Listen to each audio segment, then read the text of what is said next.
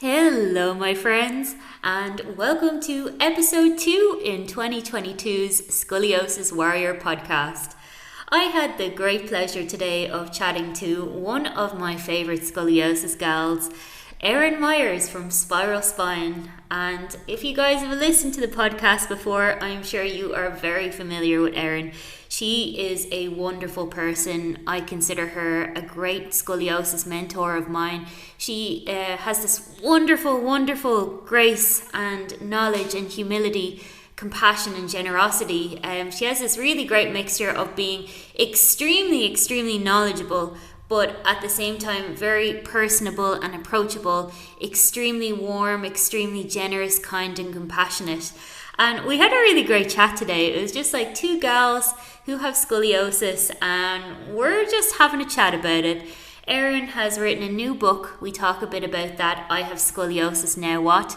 I'd really recommend it, guys. It's like an encyclopedia for scoliosis, and you can find it on Amazon. It goes over not only like the physical aspects of looking after your spine, but also she goes in a lot into the nutrition, a lot into the emotional, the mental, the more like psychological components of dealing with the condition. So today, some of the stuff we're talking about on here: how to regulate your energy with scoliosis, how functional medicine can really help calm down your scoliosis, how to age gracefully when you have scoliosis. We talk a bit about my background as an endurance athlete with scoliosis and how you as a beginner can begin into the world of endurance sports when you have scoliosis.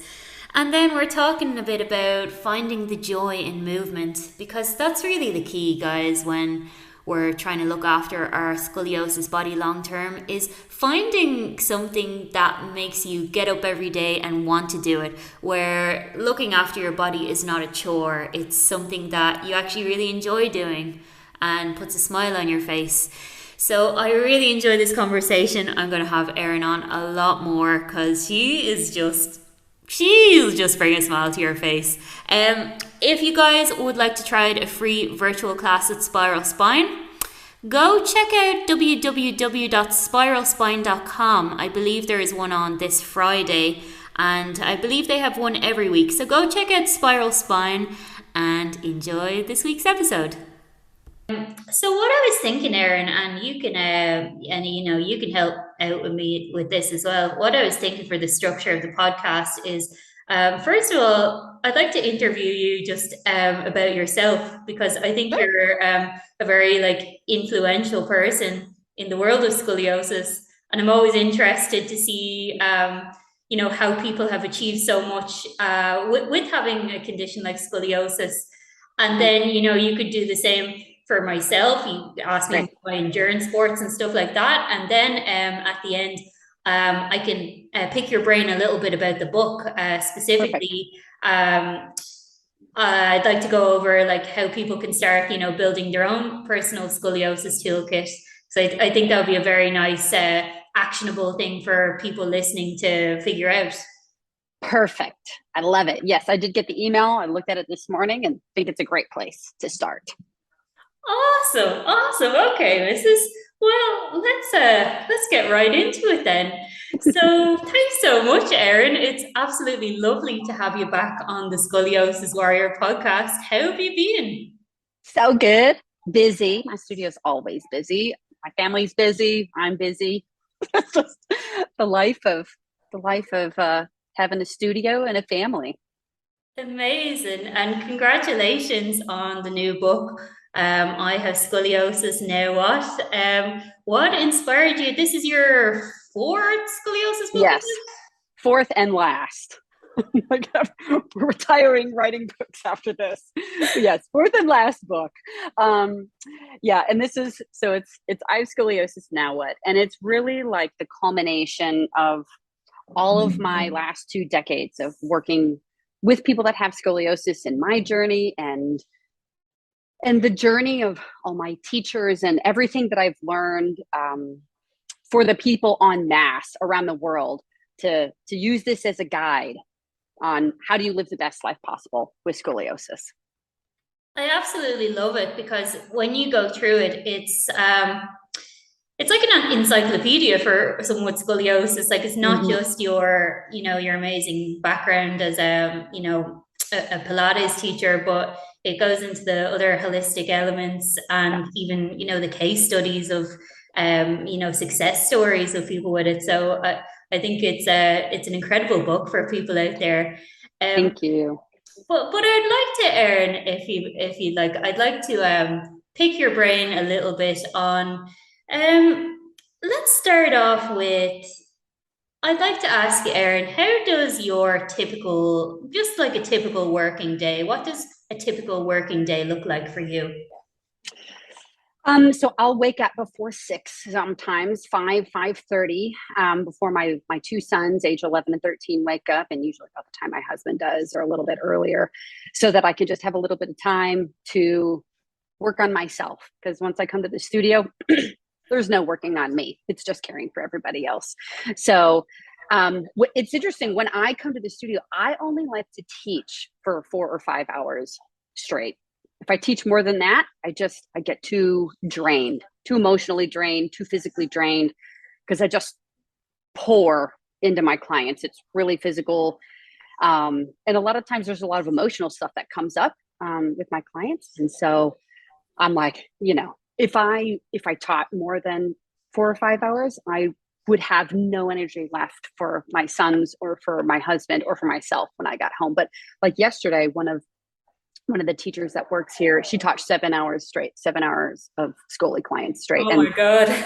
yeah, I mean, some of my clients, or some of my teachers, they can just like power through. So that's usually what it looks like at the studio. And we've got lots of moving parts going on here at the studio right now. I've got another room with other people getting cared for in the other room. It's just kind of like a revolving door. So even though I have specific clients that I work with on an hour per hour basis, I've got a staff of 10.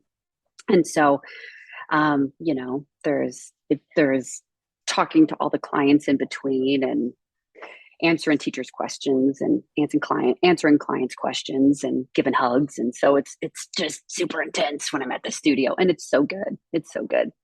So that is interestingly what a normal workday looks like when I'm at the studio. But when I get done here, I'm then change my work hat to a mom hat, and then I change my hat to a mom hat and a wife hat. And so they're just long days. They're good days. I really admire the way that you can balance it all, Erin. You seem like one of these type of people that like a superhuman. I look at you sometimes on Facebook at like 5:30 in the morning, getting your movement practice done, and then going into a full day as entrepreneur, mom, Scully practitioner, and I'm just in awe of you. So I think a lot of people would be curious as to like, where do you get your energy from? Well, so one of the things that I wanted to do when I started posting everything on social media was I wanted to make it as totally real as possible, because so much stuff is procured on social media. And that's the last thing that anyone that has scoliosis needs to view, is that it's this perfect life. And I'm like, so when I a while ago, I started posting them when I go in and I work out in the morning. I'm like, I don't even have a bra on. My teeth are not brushed. My hair is not brushed. I mean, I am barely awake, barely functioning in pajamas as as I'm like sucking down caffeine. And I want to show people, I'm like, if I can do this at 5:30 in the morning, even though I'd rather be asleep. And I'm not, for me, and I know it's different for you, I'm not hitting the road doing miles. I'm just caring for my spine. I'm just getting on a piece of equipment for 15 minutes at a time. I'm just doing some bird dogs. I'm just rolling my legs out, and just to show people, I'm like, it doesn't have to be beautiful. You don't have to be wearing your beautiful like Lululemon clothing. It doesn't have to be sexy. It doesn't even have to be in a studio. It doesn't have to be for an hour. It could be for 5 minutes. It could be for 10 minutes. And that's okay. That's totally okay. So I just wanted to, as much as I could, just bring it down and be like, real life, it's not always pretty. It's not always fun. But energy wise, I have struggled a lot with energy over the years, and dealing with chronic fatigue. And fighting to get doctors to correctly diagnose me with what the underlying issues are for me. And so I've had to learn, it has forced me to learn and kind of regulate where I put my energy and how I put my energy. Otherwise, I will burn myself out. And it's just part of my personality. As a performer, I will go, go, go, go, go until I am flattened. And then I'm not useful to anyone, including myself afterwards. And that does not behoove me or my sons or my clients or my husband. And so I just have to learn, like I work usually Tuesday, Wednesday, Friday, and every other Saturday. And it's just a handful of hours those days. And then I'm doing a bunch of other stuff on the other days. But just knowing how much energy I can expel at how much, what periods of time, and in what platforms, I guess you could say. So I eat almost fully paleo. Occasionally I'll have some grains in there, but diet wise, it has to be as pure as possible. Otherwise, my body it doesn't work well. Talk me through the nutrition part of it, Erin. So, have you found that the scoliosis has impacted your digestion in any way? You're saying you do mostly grain-free with the paleo. Yep. So in chapter 13, I don't know if you've gotten to that point in the book. In chapter 13 of my book, it talks about nutrition and food and supplements, and it's backed in 300 research reference articles on what research has found are a lot of the roots of scoliosis. And throughout the years, as I've sifted through all this medical research about scoli, in combination with what I've witnessed here at my studio and working with people around the world, it seems like everyone who has scoli is tender. Like their bodies are really tender. And I use tender in quotes because, we'll have a GI thing, or we'll have a skin thing, or we'll have a hormonal thing, or and everyone that has scoli has something like this. And so it was just observing this throughout the years. And I'm like, this can't be a coincidence that we're all the same. And like a lot of the clients at my studio have to be dairy free or grain free, or gluten free, or some myriad of that. And most of them are on kind of special diets. They're on usually a bunch of different supplements, have a bunch of different internal medicine doctors or specialists that they have. And no one has really connected all those pieces together, that scoliosis is a piece of that. And it's not necessarily that the scoliosis is what affects the GI. It's that all these other things have been, I don't want to say manipulated, but there are variants to all of these things. And it's a myriad of polycausational from all these that probably led us to having scoliosis.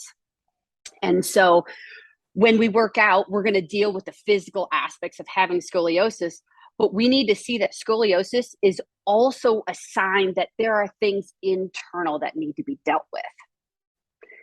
And that's what a lot of people don't understand. And there's so much research about it. And I go by in the book, like supplement by supplement, unequivocally, people are deficient in vitamin D.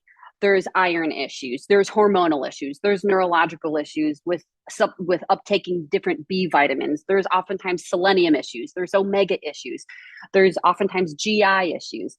And so it's interesting when you look at all this stuff and you're like, wow, if our body's going through big hormonal changes in middle school or high school, whenever we get this, and then we have all these other things that were never really tended to, it's not that hard to kind of put pieces together to be like, oh yeah.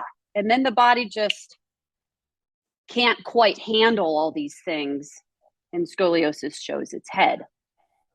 And I think a lot of people get them mixed up and they say, oh, because we have scoliosis, then we have all these problems. I was like, hold on.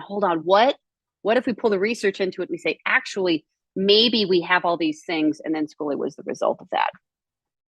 Sure, it was like the perfect storm in our body that's created this curvature and twist in the spine. Totally. There's a one young boy here that came to us maybe 2 years ago. Lots of stuff going on. He was younger, his body was smaller, had scoliosis, that's why he came to us. Had some eczema stuff all over his body, had some autism, and there's some other stuff that was going on. And his mom confronted me and was like, "Hey, what else can we do?" And I suggested my functional medicine doctor, who I see and my family sees. And I actually ran into him the other day at the functional medicine clinic. And I was like, "How you doing?" And I saw the father. He was like, "Oh my gosh, all these things have gotten so much better on my son's body." And then I spoke to the teacher here at the studio who works with him weekly. And she was like, "Oh yeah, his spine has totally stabilized because the internal things got handled. So the spine got handled as well and stabilized itself." And so that's one of the things that I want to tell people. Just because maybe your surgeon or somebody doesn't tell you that there's anything else that you can do, I'm like, oh my gosh, there's so much research that shows that you can do so much. The minute you start calming inner stuff down on possibly some of the roots to your scoli will usually, especially if you're a kid, start to calm down as well and stabilize. And so it's kind of like the question of like the chicken or the egg, like what comes first with the scoliosis? Like, should you start addressing like the physical needs of your spine first, or like what takes priority? Because I guess people can kind of become overwhelmed with so much information out there, which is great, but for anyone listening who just is kind of a bit overwhelmed, doesn't know where to start, what would be your advice, Erin? Yeah. So one of my teachers brought this up to me when we were writing this book. I have a lot of teachers that helped me give me input on this. And one of the teachers that works with a lot of our kids, she was like, "We need to have a chapter specifically for parents." And so we wrote a chapter on it, and it is literally bullet points of, this is what you need to do. This is what you need to do. And it's kind of like, you need to see parents need to get their act in order mentally to be like, you're going to be drinking from a water hose all at once, but you can do this. So it's going to be scoliosis has started. So we need to deal physically with what's happening. We need to deal with the muscles, and we need to deal with the bony system of getting all of the skeletal and the muscular system as upright as we can. Because once scoliosis starts, it follows this muscular pattern. Concave gets atrophied, convex gets to be working too hard. And so that needs to get addressed. It's already started to initiate itself. And so all of these patterns need to be helped. So hopefully we can start halting the scoli, depending on how fast it's progressing. Might need to get a brace, but not all braces are created equally. So in the beginning, I don't think people need to look into a surgeon. But then it's also, I would always suggest either go get a functional medicine doctor, or in this chapter in the book, on the chapter 13 about the food portion, I know a lot of people have been burned by the medical world that have scoli, and they're like, I don't want to see anybody. I've seen so many people, and all they do is tell me to watch and wait. And so because of that, I've listed all of these with each nutrient. I've listed what blood work you can do that a doctor can order, and you can either like hand them the book and say, would you be willing to do this? Can you run this lab for me? Or I've also lifted at home tests that you can do. You can do like a pinprick at home and send it off to a specific lab. You can do saliva tests on your own and send them to a specific lab.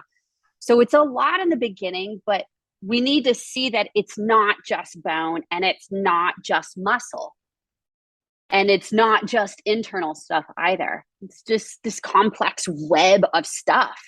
But parents who are able to kind of dive deep for the first few months, figure it out, or bless their children greatly down the road of the scoli is immediately able to be calmed down. Otherwise, it's just kind of prolonging the process. And if you're an adult, it's not quite as an alarming thing that needs to happen, because most of the people's spines are more under control. But we need to start moving wisely, carefully, small bits at a time. But just because we are not 12 years old anymore and our Scully probably isn't progressing, doesn't mean we still don't have those issues inside of us that haven't been tended to. And so that's what I've seen a lot in adults is that they still have bottomed out vitamin D, they still have bottomed out omegas, they still have all these things, and now they just kind of like manifest themselves in other ways.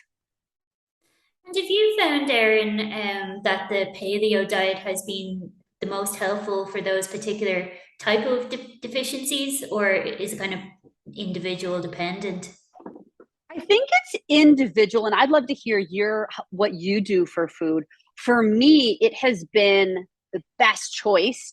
I was a vegetarian for years, but I didn't do it very wisely when I lived in New York, and it made me super carb reliant, and that increased my inflammation tremendously, made me super sluggish. So while I don't like crave meat, I know that I function a lot better. My brain is a lot more clear. My body is not so sluggish when I am grain free and as sugar free as possible. But I have some clients here that are actually the woman who helped me write chapter 13. Actually, she just finished a lesson in here. She's mostly a vegetarian and she does it really well. And she knows that she has to supplement certain things. And she just has found that that is a best choice for her and for her body. And so I think you could probably do a myriad of anti inflammatory diets if you have Scully. But I know that there needs to be an intentionality behind food when you have Scully. Sure. And I think scoliosis or not, like, choosing a diet that's as minimally processed as possible. That's really going to be the key for reducing the inflammation levels. Exactly. Totally. And I don't know how it is in Ireland, but in America, I mean, it takes extreme intentionality to eat organic. And so so we were at Whole Foods, we were at a grocery store in America in our hometown, and all of our produce, like we had one whole cart that was like just vegetables, and then we had some meat, and then we had just a few little processed snacky chip things. But someone behind me at the checkout line, it was a few months ago, she looked at me and she was like, "Do you have horses?" And I was like, I totally did not understand what she was saying to me. I was like, "Pardon?" She's like, "You have so many vegetables. Who are you feeding? Are you feeding horses?" I was like, "No, I'm feeding my family of four for 1 week. That is definitely who I'm feeding. I don't own any horses." That's hilarious, I Erin. know, I know. I was like, so it just, unless you, I wasn't raised this way to learn how to eat this way. I had to learn. And it's great. It's a great choice. It's a great choice to learn how to eat this way. And I did actually notice that when I was in the States. My brother lives in Michigan, and I did find that it is actually like more expensive, or it's like harder to eat healthier there because I feel like well, where my brother was anyway, like fruit and veg and stuff, it's way more expensive than like processed food. You can get 5 bars Totally. of peanut butter for like $10 or something, but then you buy a couple of bananas and it's like $5, something mad like that. Oh, totally. Our food bill is so expensive.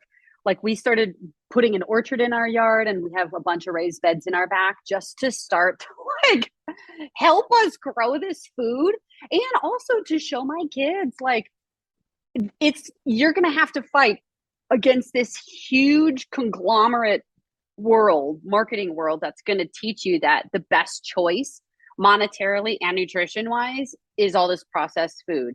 So I just need you to know where real food comes from and and learn to enjoy the process of it, learn to enjoy to eat it right out of the ground and have a love for it because a lot of America is trying to teach you otherwise. I think that's a beautiful thing to empower your children with, like, Yep. giving them the gift of learning how to grow their own food. I think that's probably like one of the best things you can do for the healthier spine. Totally. Oh yeah. Oh, totally. Totally. And in the back of chapter 13, I have a whole list. I have a grocery shopping list with each nutrient that says you're deficient, that research shows that people with scoliosis are deficient. And then I have a grocery shopping list of all the foods that research shows that these are really highly nutritious foods for this nutrient. So I'm like, grow it, shop for it, buy it, and you need to just have an awareness for it, because unless you live on a farm or in another country, if you live in America, I mean, people are going to think you're crazy if you spend as much money as we do on fresh produce. Yeah, but you know what? Like it's either like do that or you're gonna regret it down the line because you'll have to spend Oh, really pricey medical bills. totally. On so many notes. Totally. Yes. Agreed on all notes. Erin, I wanted to pick your brain on the entrepreneurial scoliosis side of yourself. So, Yep. how did spiral spine come to being? I did read a little bit about it in your book, but I'm just curious as to how you like where have your entrepreneurial skills come from? Well, I have a degree in entrepreneurship. That's what I got my degree in business school. But yeah, so that's just how my brain works. Always, I don't like being confined to a little box. And I love to invent and create and build things. And I never had any intention on specializing in scoliosis. Um, Truth be told, fast. Uh, I had a girl when I opened my very first studio, and she had scoliosis. And this mom was like, "Hey, I learned you have scoliosis and you danced with the Radio City Rockettes, so you must know about scoliosis. Will you help my daughter?" And I was like, "Sure," even though I had no idea how to work with anyone that had scoliosis. And over just a 6 month time period of knowing the body and knowing how to stack the body up and being able to use equipment and Pilates techniques, we were able to decrease her curvature. I was able to decrease her curvature by, it might have even been like 10 degrees in the first 6 months. And and then we were able to stabilize that. So I think she was like 24 degrees at her worst. And then that was when she was 9. And then by the time she went off to college at age 18, I think she was stabilized at like a 13-degree curve and a 13-degree curve. And she was just able to be stabilized at that point. And it was balanced and it was great. That's amazing. Wow, what a reduction. Yeah, and she was my first Scully client, and it was interesting because her mom afterwards was like, "What can I do for you? I'll do anything I can to help you. Just keep helping my daughter." And both her and her husband worked at Vanderbilt University, and I said, "I want research. I want any and all forms of research that have the word scoliosis in it." So she had her assistants get every piece of Scully research. And then a week or two later, she handed me a zip drive that had like hundreds of research articles on it. And this was like, I don't know, 15, 17 years ago at this point. And so I spent the next like 8 years just sifting through everything, reading about spinal surgeries, reading about bracing, reading about exercise, everything, anything and everything that had the word scoliosis. And I just would try stuff on myself, try stuff on my clients. I would go to any kind of workshop that had the word scoliosis in it, and things kind of blossomed and bloomed. And after I sold that studio and I had a private home studio after I gave birth to my 2 small boys and was raising them at home, a client of mine who is in PR, she was like, "Dude, Erin, you have so many great Scully stories with all these clients. You should start a company about it." I was like, "I don't even know where to start." I said, her son has autism. And I said, "I just want you to go home and on the internet, I want you to type in autism. And then I want you to go home and I want you to type in the word scoliosis. And I just want you to tell me what you find." And I was pretty sure I knew what she was going to find. And she came back. She was furious when she came back. She was like, "This is horrible." There was endless amount of research and companies and all these things for autism. And she was like, "I went on Dr. Oz's website and I typed in the word scoliosis and sclerosis. came up. Oh, you're joking. What? She was like, there is nothing for scoliosis. And I was like, my point exactly. I don't even know where to start. And so this client of mine was the motivating force behind me to just start small, start one thing at a time. And I'm like, I can't write a book for people that have scoliosis until I train teachers, because the people are going to be like, okay, where should I go? So I started with teachers, and then I made the scoliometer app. And then I started doing workshops with Fusion Pilates EDU, and I have 6 of those for teacher training. And then I created the other books for Pilates instructors. And then finally, I was able to do this bad boy, which is finally the culmination of all this work. So it started from just a little mustard seed, and it's just blossomed. And I think the piece that I've struggled the most with is I don't want to let the Scoli world down, like I feel like the medical world has let the Scoli world down. And so I had this deep fear, almost like this paranoia within me. And so I was really hesitant to publish stuff because I didn't want someone to take it and be offended by it, or be so disgruntled by it that they went into apathy and didn't do anything about their bodies. Or, I'm like, hey, like a lot of the clinics that are out there, it's like, come spend some time with us for 3 weeks. I'll charge you $30,000 and I'll fix your back. And I'm like, I'm not going to do that either. No, I'm just straight up not. So I had to figure out, I'm like, how do you meet the Scoli world where they're at, helping them in their hometown, giving them the tools where they can do it on their own with as much or as little as they're willing to do today. And so that's the origination of Spiral Spine, and it continues even now. I'm actually in the process. I have a deep heart to buy a building for Spiral Spine, so that it'll have a permanent home. And our scoliosis intensive workshops that we have, where people come in to learn from us who have scoli and practitioners, I'm in the process of working with my teachers to transform it to something we call Scoliosis Retreat, where people learn to just come and how do you care for yourself? Because that's what we really need. I don't need someone to be like, your spine has to be straight or you're not going to have a great life for the rest of your life. Because that's what oftentimes we hear when we go to a doctor's office. And I'm like, so we always feel like failures. If your spine's not straight, you're a failure. Your spine has to be straight. Otherwise,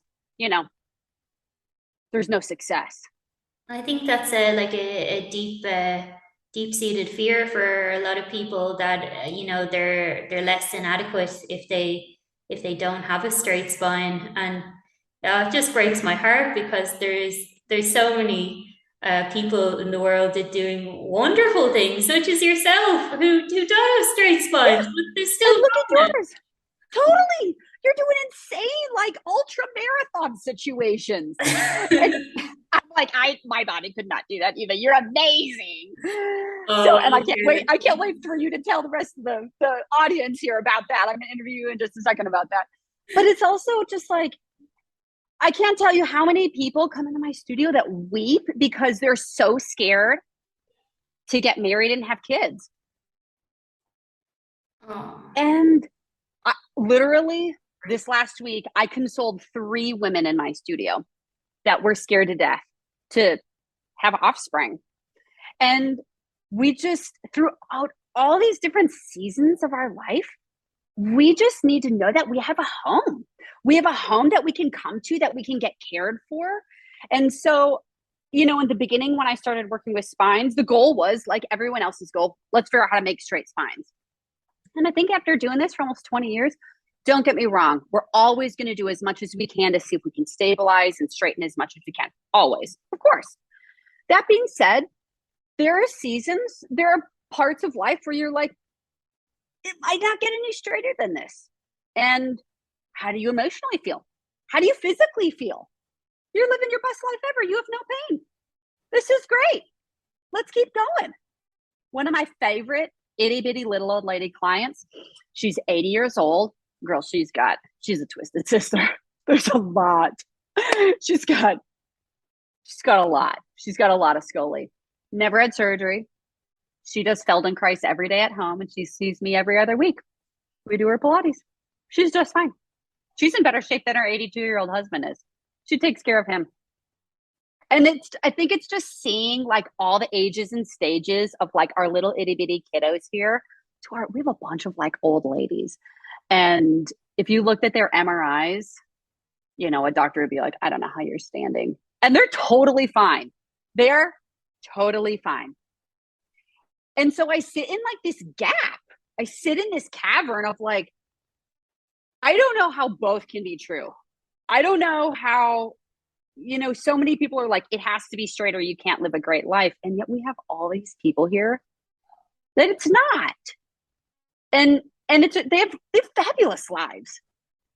And so the thing that my staff and I have really sat with is like, okay, how do we just enjoy the journey? Okay, I don't know if you're going to have emergency surgery tomorrow. I don't know. I could go outside and get hit by a car. I mean, I don't know. I can't foresee the future, but we can learn how to just take care of our bodies on the inside and the out, regardless of if we have scoliosis. And I know when we have scoli, we need a little bit more help and guidance on how to do that.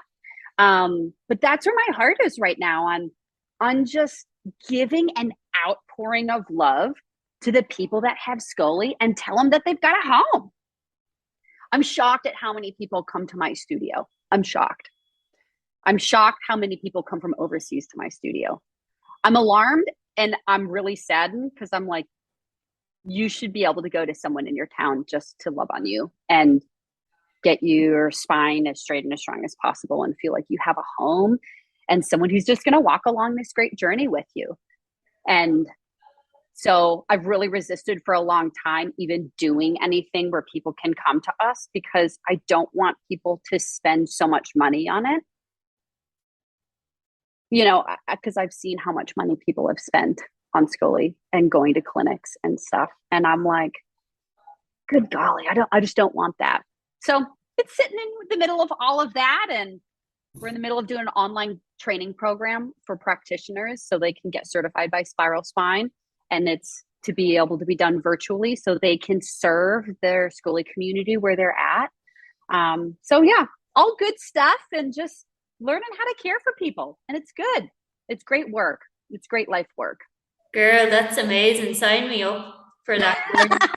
I actually recently became certified in the Balanced Body mat work series. So I definitely want to sign up for your scoliosis certification.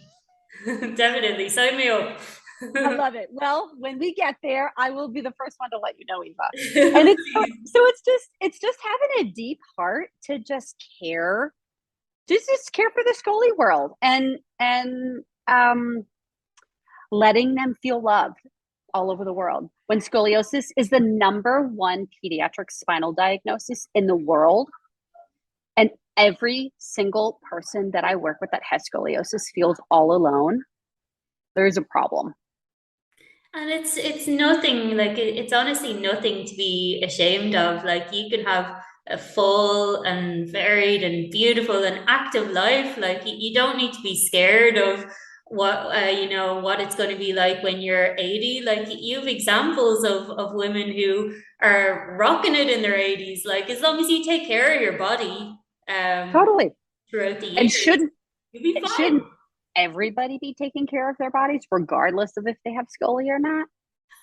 Totally. If you have scoliosis or a straight spine, it doesn't matter. Like everyone should do that so they can live well into a ripe old age. Totally. How do you age gracefully? You care for your body, regardless of what spinal pathology you have or lack thereof. And okay. Can I interview you about your crazy things that you've been doing? Oh, yes, please. Yes. Okay. So on Instagram, I see every once in a while you post, you're like, hey, I did like this 94-kilometer thing that lasted like 4 days or some crazy thing. I'm like, what is happening, Eva? Okay. So tell me this ultra marathon situation that you're doing now and how your body is handling it all. Yeah, cool. Thanks, Erin. Yeah, so um I started like long distance hiking a couple of years ago, maybe about four years ago, just because I've always had like a natural affinity with the mountains and the outdoors and being in nature. And I was able, like my body was able to tolerate long days on my feet pretty well, because I'd done about 12 years of strength and conditioning before that point. So I was pretty well supported from a muscular kind of standpoint. So I was I'd been used to doing like, like 8 to 10 to 12 hour days sometimes on my feet, walking up mountains.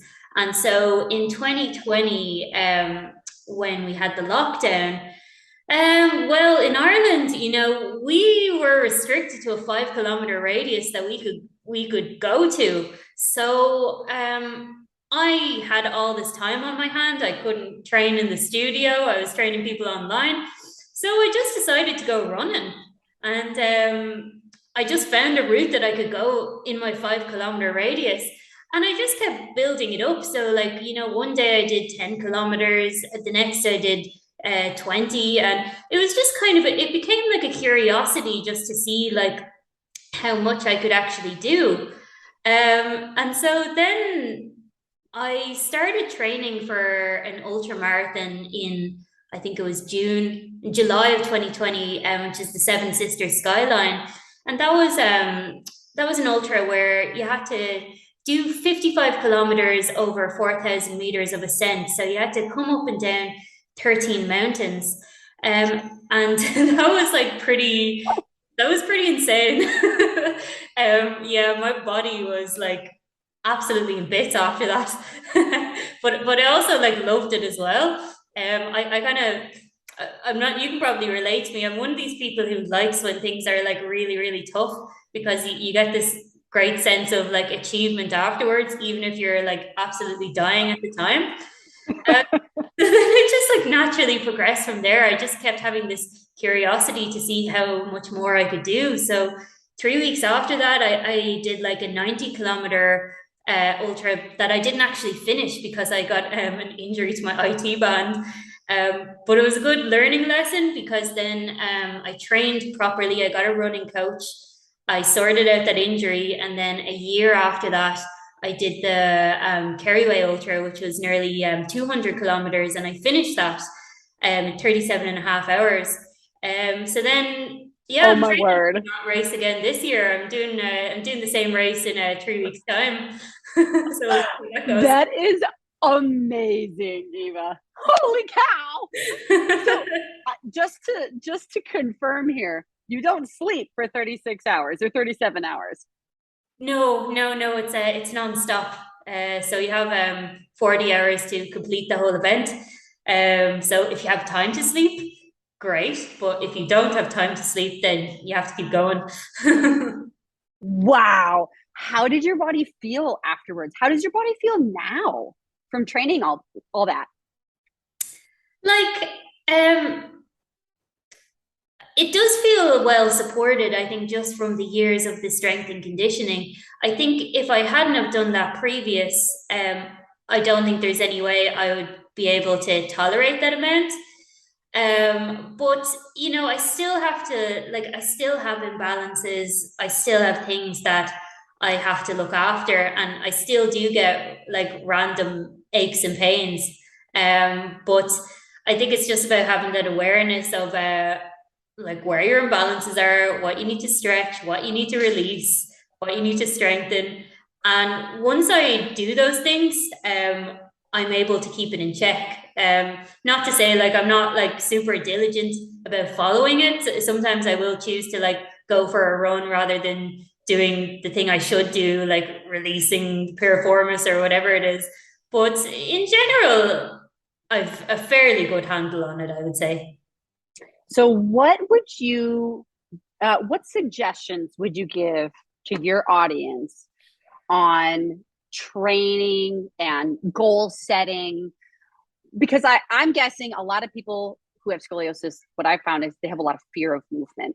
And so if they're not doing anything now and they just heard that you're doing like 200-kilometer ultra marathons, there's a big gap in between there. What would you suggest for people on just to get started? Yeah, so what I've heard with a lot of people with scoliosis is this, reduced lung capacity that it's compressed on one side with the curvature. And, I would have I still do experience that myself. And I think that's a lot of the reason why people maybe are afraid to like run or do or start, some endurance kind of sport. So what I would say to someone at the start is, do the all run walk. Do the all run walk. So what you can do is do a light jog for say 1 minute, and then walk for 2 minutes just to bring your heart rate down again. Do that for 20 minutes where you're just lightly jogging for a minute, then you're bringing your heart rate down. 20 minutes, and then slowly build that up. Bring it up to 25 minutes, then 30 minutes of doing that. And then after a while, once you become comfortable with that, then you can adjust the ratios, or maybe you're running for a minute and a half, and then you're walking for, a minute and a half. You just slowly build it up that way, and then you can start to manipulate speeds and stuff once you become a bit more comfortable with that. But I would say start with the all run walk is the best way to go. And I feel like there's a lot of fear mongering when it comes into like, oh, we have to do surgery because you're having compression on your lung. Well, you had surgery, and then you had surgery to remove all your hardware because there were issues with it. And you still have a cob angle, and you just completed like a 200-kilometer ultra marathon up like 13 mountains. It's crazy. I mean, that puts everything on its head in the scoliosis world. So I'm going to go ahead and say, I don't know if you have decreased lung capacity. And if you do, like your other lung is like a superhero and you're doing just fine. But where is your brain now about this reduced lung capacity situation? You see, the thing with ultra marathons, Erin, is you're not necessarily running that fast. If you're doing like a 5K race, uphill mountain, you're going to need a serious lung volume, because it's really going to increase your heart rate with the speed that you're running at. Whereas with ultra running, it's actually a lot slower. Your heart rate is a lot lower, and you're going to be doing a lot more of that like run hike type of situation. So I found over the years with my personal situation with scoliosis is that kind of like short, sharp kind of racing doesn't suit me. I find it's actually way too stressful on my body, and I feel like I can't actually get a breath in. But I find that the style of running where it's more slow and you're kind of keeping the heart rate low. I can't speak for everyone with compression on their lung, but I personally find that's better, and it helps me keep better like breath control when I'm running. What about the altitude? Because altitude is going to change breath as well. And you're going up into high altitudes because it's the mountains. Have you noticed that affects your lungs at all? So the thing is, I suppose when you're going uphill is you're going to be mostly walking the uphills unless you're like an elite level athlete. So when you're walking, then it kind of brings your heart rate back down again, whereas obviously the running brings it up.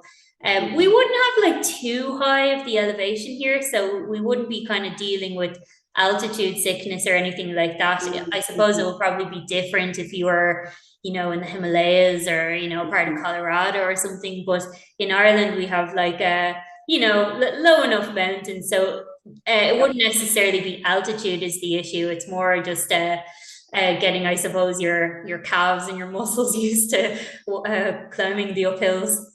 I love it. So I was listening to a short podcast with Usain Bolt, and they were like, how many miles do you run a day? And he was like, I've never run over a mile. And then he's like, hold on, that's a lie. I think I ran a mile once when I was in like 6th grade. And they were like, what?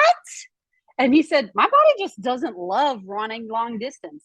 So it seems like, just like you, even though he goes, probably a little bit faster than your Oh, jog. a million times, Erin. but but he'll do his back doesn't like it. So he does short spurts, he sprints, and that's all he does. He works out a ton of the other things. But I think a lot of people in the scoliosis world, they may see an ultra marathoner like you, or they see Usain Bolt. They're like, man, they can just run marathons. That's all they do. They're so strong. They just run marathons. I can't even keep my breath going. But it's not running for 200 kilometers straight. You see, it's interesting that you say that because, yeah, maybe some people's mechanics are more suited to sprinting, and then other people's are more suited to long distance running. Like my partner, for example, he's a very good, like, short runner, like short distance. He's very good at sprinting. Anything where you're using that kind of like anaerobic fitness. Whereas I find for myself, like, oh no, my body just does not like, and it can't do those like short and sharp kind of intervals. It prefers like Mm-hmm. long, slow runs. So I think it's about kind of like trying it out for yourself, like because I do think that there's a type of endurance sport that everyone with scoliosis can do, like whether it is like cycling or rowing or running or hiking. I think there is something out there for everyone, but you might just have to try out a few things to see what works for your own body, you know? Yep. I love rollerblading. That's my jam. I could totally see you too. What's that sport for the women? Roller derby. Have you done that? Oh my gosh, I'm totally get my aggression out that way. No, I've never done roller derby. That's so funny. I could Yeah, totally see you as a roller derby girl. that's so funny. So yeah, I mean, but everyone to just my back doesn't hurt afterwards. My hips feel super, super strong. I've got some nasty hip stuff from my past dance world. So I just have to be super mindful. And that's something that I find joy in. So I would just encourage everyone that has sculling, like, I just want you to find joy in some form of movement. And for you, it's being out in the mountains and doing these ultra marathons. And I'm like, I would just encourage people to just keep trying stuff until they find joy in it. Do you have any suggestions for people? Yeah, I think that actually enjoying what you're doing is a huge part of it. And it's just going to be coming from trial and error, like just being a little bit brave. Like I know it's not always easy sometimes to like walk into a class that you've never done before, or like like maybe book like a rock climbing lesson. Like it's scary. It's outside of your comfort zone, but you never know until you try, and you might find something that just totally rocks your world and changes your life, and it helps your scoliosis but also helps you like mentally to deal with other aspects of your life. So I just say try stuff out, and just throw some stuff at the wall and see what sticks. I love it. I totally love it. That's one of the things that I suggest for people. I think I have it in the book where I'm like, I need you for the rest of your life to take care of your body. And we get to take care of our bodies for the rest of our lives. So it can either be a chore or it can be a treat. And like when I'm able to carve out some time, I'm like, oh, I get to go rollerblading. Oh, I get to have a Pilates lesson. And it's like the treat of my week. But I've had to kind of transform my thinking instead of being like, I have to go take care of my scoliosis now. And it's a chore and I'm almost getting punished for it.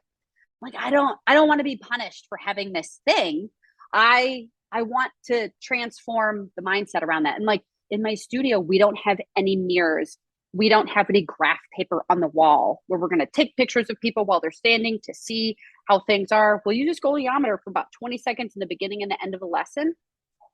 Otherwise, we're just working out. On the outside of my studio, there's no word that says scoliosis.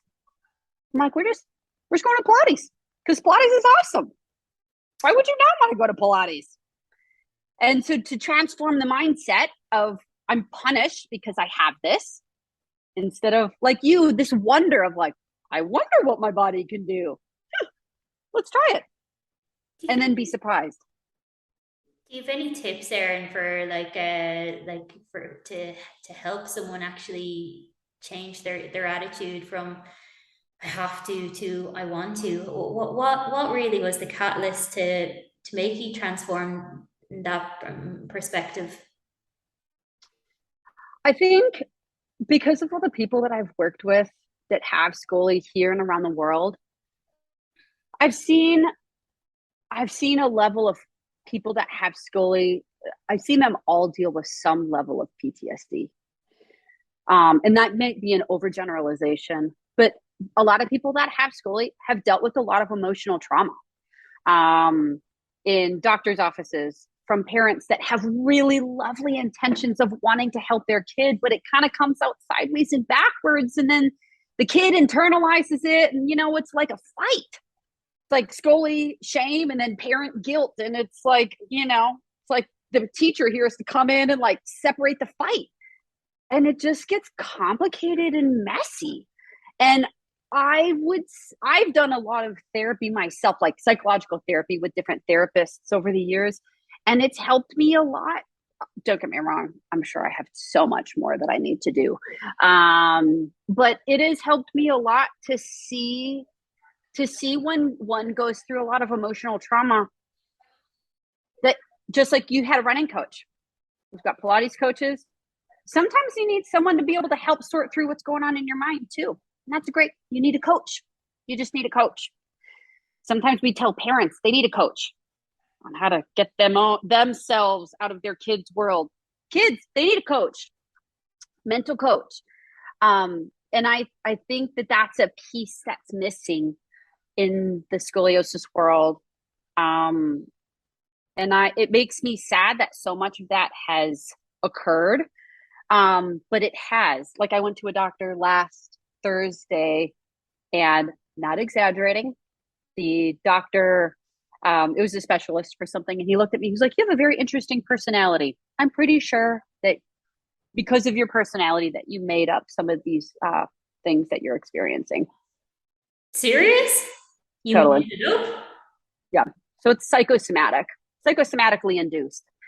And I can't tell you how many people come into my studio that go to see doctors when they have scoliosis, and they have these weird things that are going on in their bodies. And just because the doctor doesn't know how to handle it, instead of saying like, I don't know exactly what's going on, why don't you go see this other doctor? They pretty much say that you're psychosomatically inducing that. And so like that super triggers me, just because of all the stuff that I've dealt with, mold toxicity and stuff, where I was undiagnosed for over a decade and suffered tremendously without getting a doctor to be able to help me get through this. It's a huge trigger for me. Go to a bad place super quickly. And I've seen that so much in people that have scoliosis. They go see a doctor. They're like, your scoliosis is mild. You shouldn't be in pain. But I am in pain. You're making it up. You're making it up. You're not in pain. Your back's not bad enough. You should be in no pain. So it's no validation at all. And so I know I'm totally like going on a rabbit trail from your question, but I love I your think there's a rabbit trail. Continue. but I think there's a validation piece that needs to happen for everyone. And so I think it's acknowledging, and I even have a chapter on that in the book. It's like learning how to listen to our own body. What do I feel? One of my little old lady, my 80-year-old old lady that I was talking about, I learned so much from her. So one day, through her years of experience, she said to me, she's like, and I put this in the book.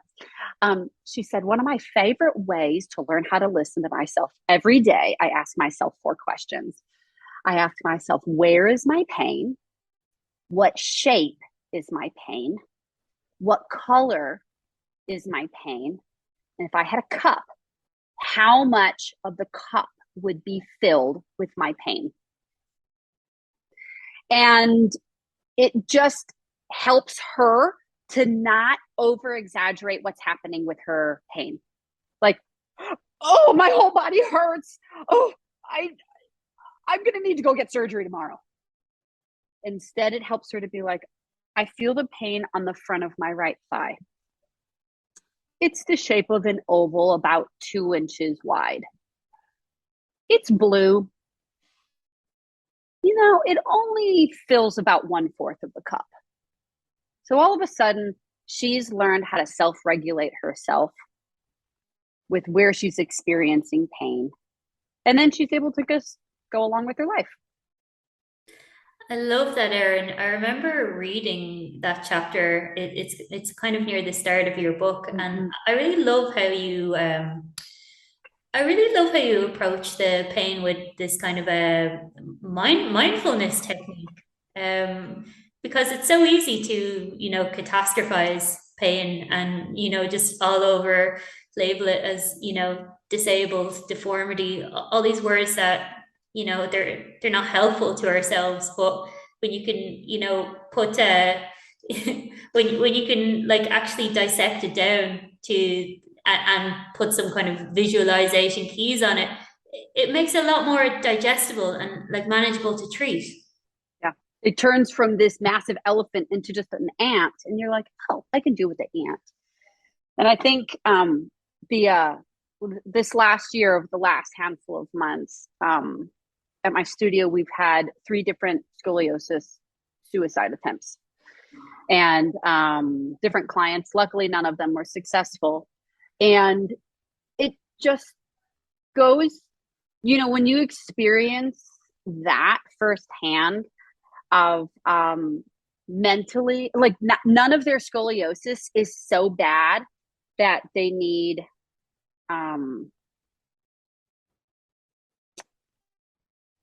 that I mean, nothing should be bad enough that someone should feel like they need to take their own life. But when someone feels like a spinal diagnosis is so bad that their life should be ended, it opens one's eyes to how severe or how unattended to the psychological aspects of living with a spinal condition like this are. And one of the clients that I worked with, she would just cry all the time. We would do an exercise and she would just cry. And she emailed me one day and she was like, I'm trying to find a gun shop. And it was bad. It was bad. Luckily, nothing happened. And so our next lesson is a virtual client of mine. The next lesson, I said, you know what I want to do? I want you to go have fun. I want you to go find something that you love to do with your body. She's like, oh, I've got this thing in my leg. And I was like, I know, we all do. I've got a torn labrum in my right hip, a torn meniscus in my right knee. I mean, girl, it's hard. But I found that I can rollerblade and I feel freedom when I rollerblade. I'm like, my need for speed is filled. And I said, that's what I want you to work on. I don't even want you to work on your scoli for the next month until I see you. I was like, I just want you to go find something that you love. She came back the next time. She didn't cry at all during the lesson. And she was happy and she was telling me about rock climbing. And then she went and took this spin class. And then at the very end, she was smiling and so happy. And at the end, I was like, how's your back? She was like, you know what? My back doesn't hurt as much. I was like, does it not hurt as much because you're not thinking about it? Or does it not hurt as much because you're finding enjoyment and moving another way? Or does it not hurt as much because you're getting stronger? And, at the end of rock climbing, you just lay on a ball and then you do a little strengthening. And she was like, I don't really know. And everybody's really different. And I would just, whether you feel like you need some help, like you're not a failure if you need help, by the way. If you just, I need a coach. I totally need a coach for my brain. And it's been one of the biggest blessings of my life. Like I don't have regret that I need this. It's just like I need a fabulous Pilates instructor to tell me when my right leg is aligned. Because like tissue's gone now. It's all torn. I can't do it on my own. So I need someone. If I want to have a great functioning body, I have a Pilates instructor. If I want to have a great functioning mental situation, I just have a coach that helps me with that. And so I would just encourage people, if you're really struggling, validation alert, it's real. Your feelings are real, whether some people have acknowledged them or not. And you're not a failure. You go find a great coach. Go find a psychologist to go and help you. It's great. It's great. It's not Book like, a session with Eva. Book a session with me. We'll work with you as well. yeah, and Erin, you're such a like not only extremely knowledgeable, but you're such an extremely compassionate teacher as well. You really understand you understand all the aspects of limb with scoliosis. You're not just this fantastically knowledgeable anatomy nerd who knows everything there is to know, but you also like there's depth, there's psychological, spiritual, mental, emotional depth behind what you teach as well. And that's really, I think, why I'm so drawn to you. And I really do see you as like my scoliosis mentor. I've really learned so much from you over the years, and I can't thank you enough. Oh, well, thank you. I think it's just been interesting. You learn a lot just by sitting and observing people. I have this wonderful, beautiful client that I work with in another state in the United States. And she was not diagnosed with her scoliosis until she was an adult. And she went to a certain clinic, a certain scoliosis clinic where she traveled to and spent a ton of money that she probably didn't have at this chiropractic scoliosis clinic. And there was a lot of psychological trauma that that she experienced while she was there, being strapped into a chair, having her neck like strapped into it, and these are a lot of the therapies that are just regularly done. And I'm not saying that they don't help straighten the spine for a period of time. I'm not even mentioning and talking about that. I'm just talking about the psychological ramifications of having to have someone be strapped into a chair, like an electric chair, for 30 minutes. It almost feels like you're being put like it's aligned to like something you would see like in a mental institution, like, which is just Oh, really? so Really? psychologically damaging. Yeah. And it was interesting. The first, like, I've been working with her for over a year now, and she is, interestingly, every time she comes on, she's wearing like a funny t-shirt. She had chicken socks on last time. And so she has she has found she has to do things to force herself to be like, I'm having fun with movement and with her body. And we talk about it all the time. And she's sought out a lot of help for her scoliosis, and the focus has always been, we're going to get a straight spine and we're not going to focus on anything mental. So, at the clinic, she would go home and like cry for hours in her hotel room.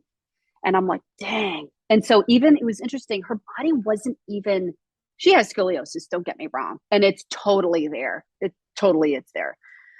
Maybe even like a 50-degree curve. I mean, it's not even just like a minor curve. It's there. But there was just, I remember the first few times, like I couldn't even get her to do an exercise. Like she would immediately be in pain, and now fast forward, I think it's been a year and a half, maybe even 2 years at this point. And she bought a farm and she's got horses. And the last time I saw her, she had been doing like gravel work. She had literally been hauling gravel for days on end, getting this like huge arena thing already. And we've just during this journey, we've just been like what you said. You're like, I don't know. I want to see what my body can do. Not have the intention of, I'm going to have a straight spine, but have the intention of, I don't know, of this childlike wonder of like, I don't know, let's see. She even bought this thing for her barn, it's not quite a trapeze table, but it's like these hanging silks, like that's from a tripod where she just hangs in it and just kind of, it's almost like a womb-like experience where she just hangs and just kind of sees how her body is. She can do some traction stuff in it, and she just gets to learn and enjoy her body around her horses. And the last time I saw her, at the end of it, I just brought to her attention, I was like, have you experienced recently looking at the mirror? You are hauling gravel for hours on end. Do you know what you're doing? Do you see how far you've come with your body?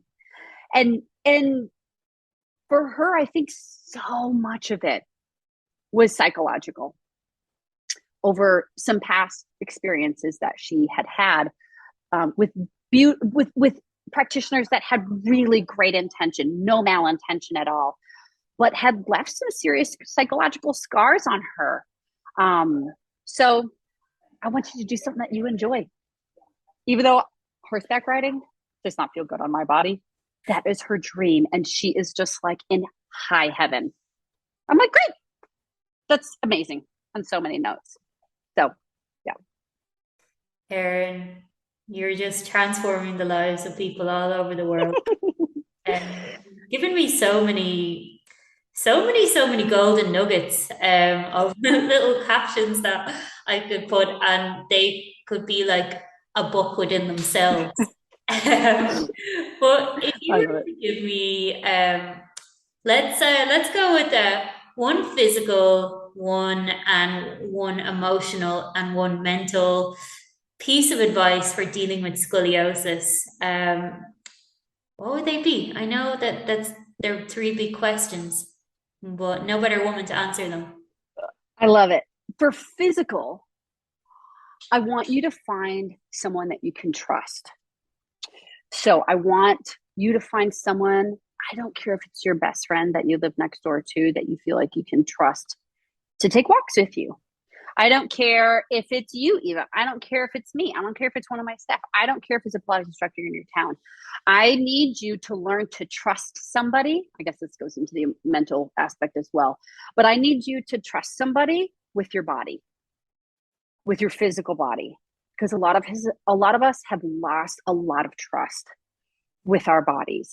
And someone that you feel like can just be along this journey with you. Can be a physical person in your town. It can be someone who you see virtually, but the journey can be really lonely. And so I just need the journey to not be lonely. And part of it can be emotional, and you might need a psychologist to help you along that journey. But what at my studio, we call it in the book, I call it your dream team. And we just have your dream team of people that, that just like it takes a village to raise a kid. When you have Scully, we have our dream team to just live the best life possible. So our Scully doesn't live front and center in our life. And so for me, I have one particular Pilates instructor here that she totally gets my body, and she can psychologically tune into me and push me how I need to be pushed, and understand that my right leg just doesn't work like everybody else's does. And my spine doesn't work like everybody else's does. And I totally trust her. And I don't have to psychoanalyze anything when I'm with her. And I can just release it. And I just trust. And I would encourage that with anybody that has Scully. I need you to find it. And it's scary. It's scary to start the process. I know. And you may have to go through 10 practitioners until you find somebody. And I know that. And I would love for you to find somebody in your town. But if you can't, there's a wide world and the internet now of people that can help you as well. Emotionally, I want you to find a part of your body that you love. And I want you to think about that part of your body that you love. And I think that many of us, we see our spine and we're like, man, I'm so ugly. I'm so ugly. And it just, this little ant just turns into an elephant. And so a psychologist I worked with a long time ago, who was actually a Pilates instructor, she worked with kids. And that's one of the things that she would do at her school is she would have a girl come up to show an exercise, and we would say, tell me your favorite part of your body. Okay, that's great. I'm going to have you demonstrate an exercise showing me this beautiful part of your body. And so one little step at a time, let's see. Emotionally, it would be, for me, it's my relationship with the Lord. And there are times when my body, I just don't think I can keep going. And if I didn't have that faith, it would be really hard. It would be a really hard journey for me. So it's polycausational and it's really complex, but whether we have scoliosis or we don't, I think these are all really great aspects to have when to live the most balanced life going forward. It's all interconnected, Erin, isn't it? Yep. And that's one of the things that I this last year, I started, it's probably been the last few years, I started getting into reading about like the concept of healing, like Christians that had this miraculous ability to heal. And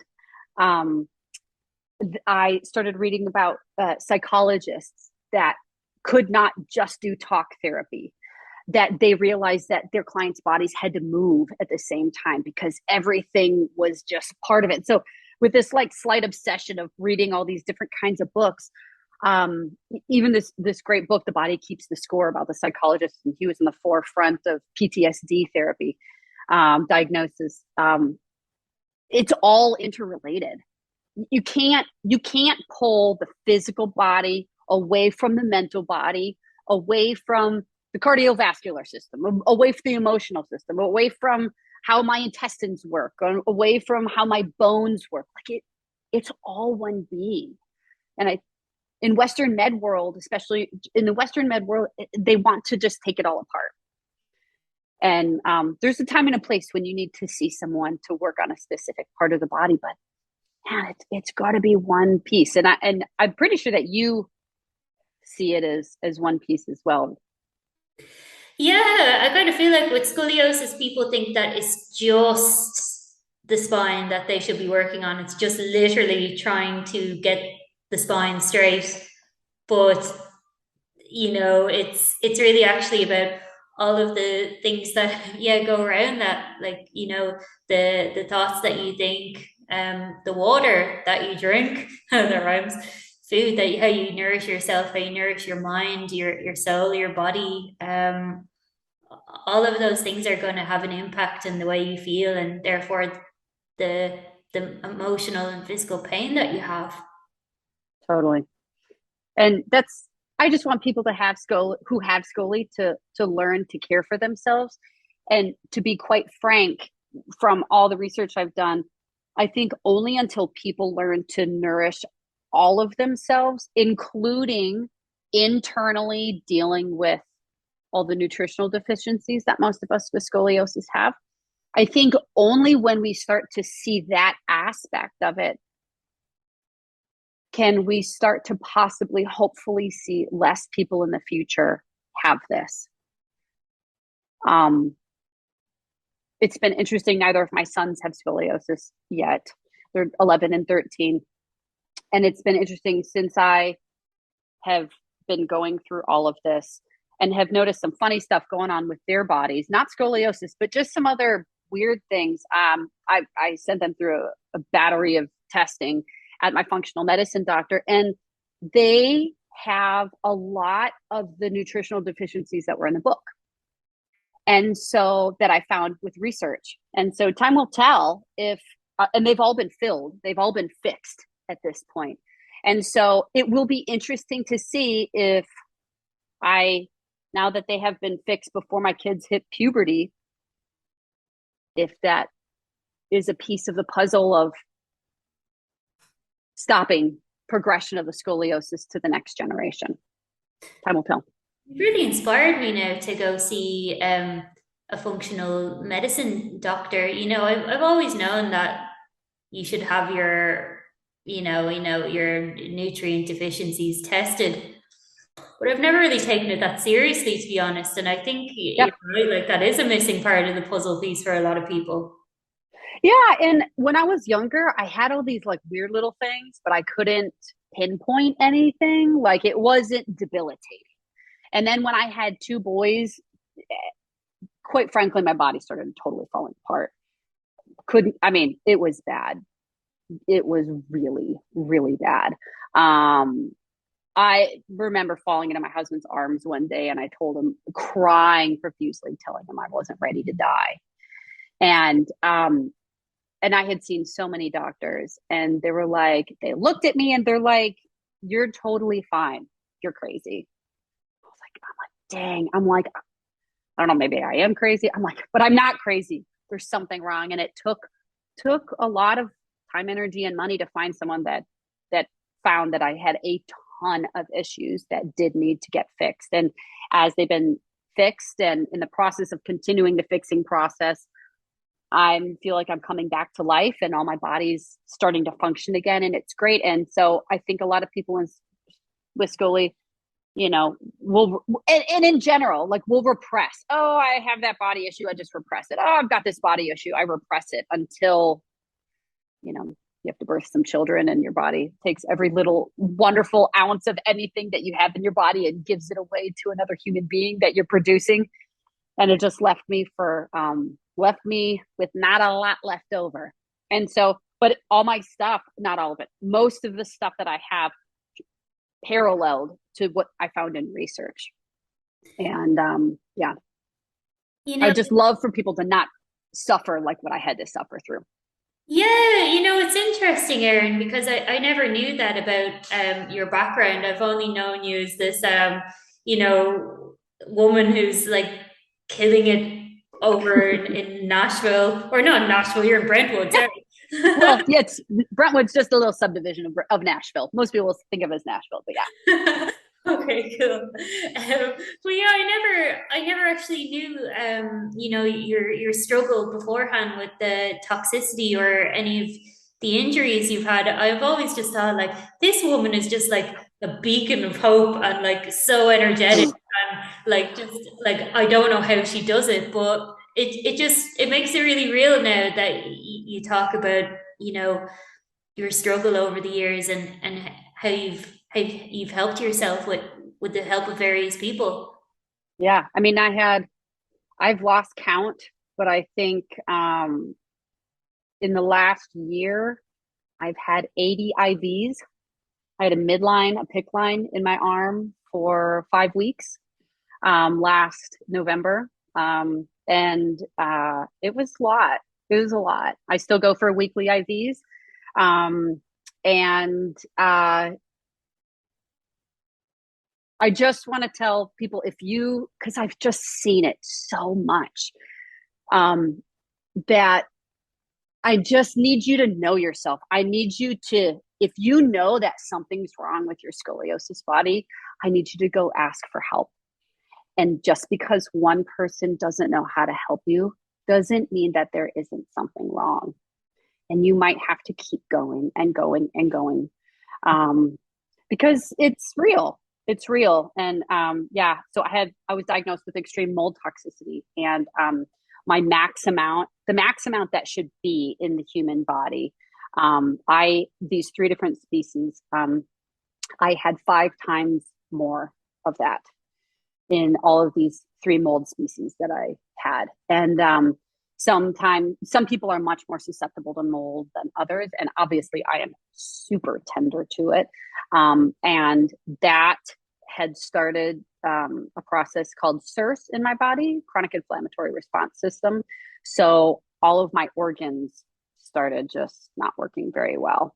Like, all the moles on my body, they started developing halos on them. So my moles like started eating themselves. I developed patches of my skin that started losing all their pigmentation. I started having GI things. I had an 8 centimeter cyst taken off my right ovary. I had polypoid tissue taken out of my uterus. 2 months ago, I had a cyst taken out of my left armpit. I've had so many breast ultrasounds, and it just is, everyone would see me and they're like, it's normal. I'm like, this is not normal. And I had to learn to fight for myself because there was just no validation for it by anybody, and no one could connect it. And so luckily I had a husband who was willing to keep paying for all of this as he saw me struggle through it. And there are still pieces of my puzzle that I don't have answers to, but I see what I have gone through, and I see the scoliosis world en masse. And I'm not a doctor and I cannot diagnose, but I think a lot of people have suffered a lot more and have a lot more underlying diagnoses than even what research has found. And I have not seen any research that some of these weird things could be the root of scoliosis. I'm not going to say that. I don't want to lead anyone down that path, but I find it very interesting that scoliosis is just one of my diagnoses in a list of all the other things, and have seen a lot of this stuff with a lot of my clients. So I would just encourage everyone that if you have some of these weird things, that go search it out. Go search it out and just go get help. That might mean you have to go to a few different people. But I don't want you to think that you're crazy and you're not psychosomatically making all these things up. And I want you to keep going until you find someone who will validate how you're feeling and what's going on in your body. Yeah, don't give up. Don't give up, because there is hope out there. Like it might it might draw you to your last breath and like trying to look for an answer, but it really, really is out there. And God bless you, Erin. Thank God there's people like you in the scoliosis world, because there's so many lost souls out there. And yeah, I want to just personally thank you for the light that you've given people who have no hope. It's really life-changing work that you do. God bless you. Thank you. Thank you. You know, it's interesting because it's I think having gone through all this and continuing to still go through it, it has given me such a well of empathy for people. And unless I had gone through all that I had gone through, I don't think I would have the patience to sit with other people and walk along this long journey. And this is not meant to be a sexist comment by any stretch of the imagination, but scoliosis is a very female diagnosis. 5 to 1 ratio are female, and a lot of people that are scoliosis doctors are men, and just a fact. And I can honestly tell you, I don't think I've met any male practitioner that works with people that have scoliosis that actually has it. And I'm not saying they shouldn't do it. I'm just saying that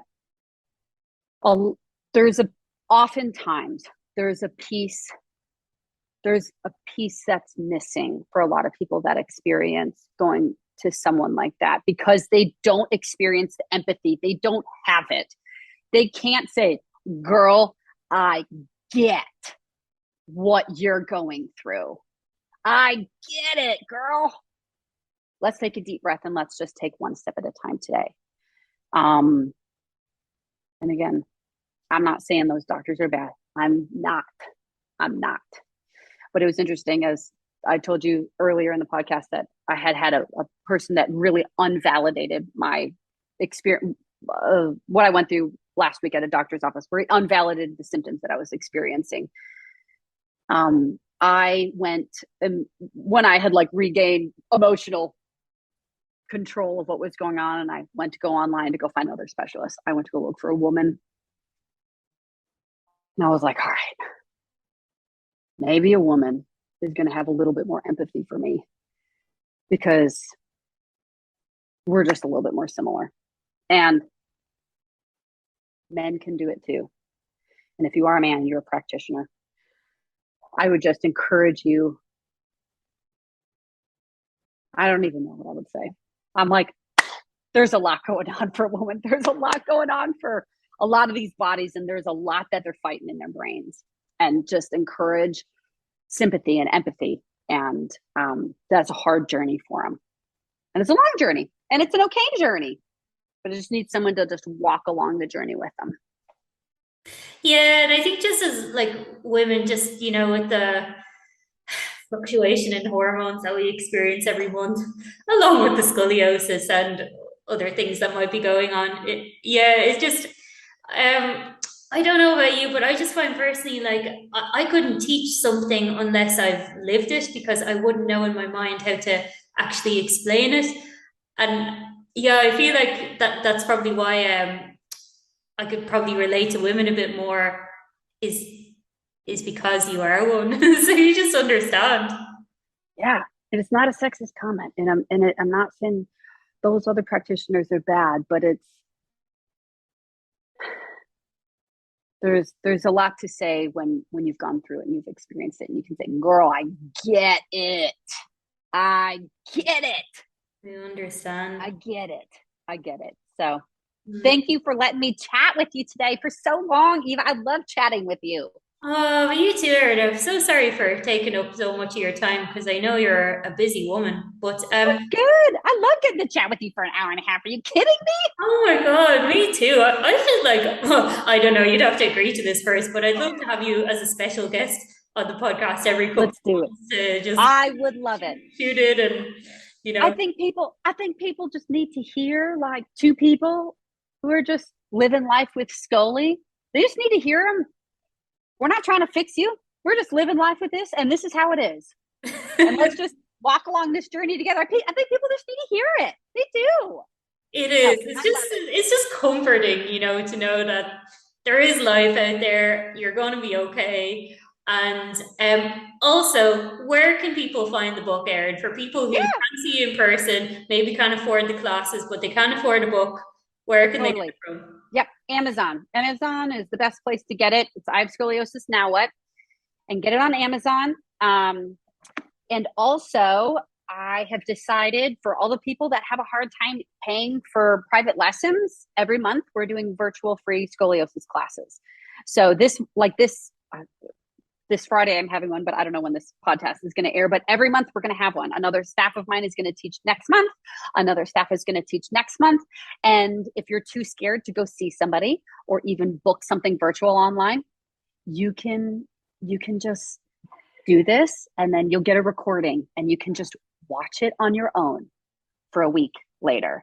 Just Oh, start small. You need to start, but let's just start small. So yes, but all that stuff is on spiralspine.com, and we've got other resources, but the book has been a culmination of 2 decades of work. And I actually, when I when I got it in the mail for the first time, like the first version of it, I was like laughing and crying uncontrollably because I didn't realize that it was the size of a textbook.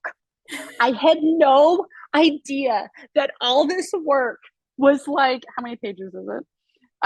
Well, I have almost 500 research references in it, and it is over 300 pages long.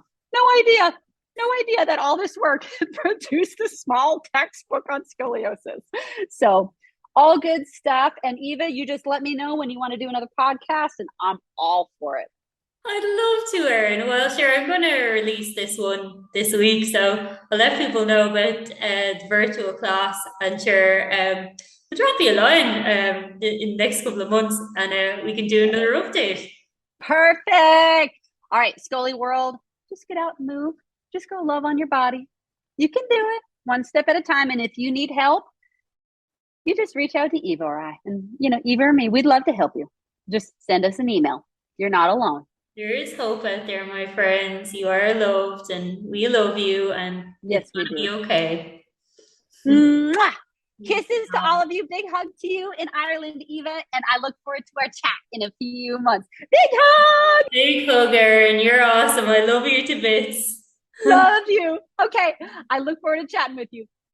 Thank you so much for your time, Erin. You're welcome. Bye, Eva. Take care. Bye bye.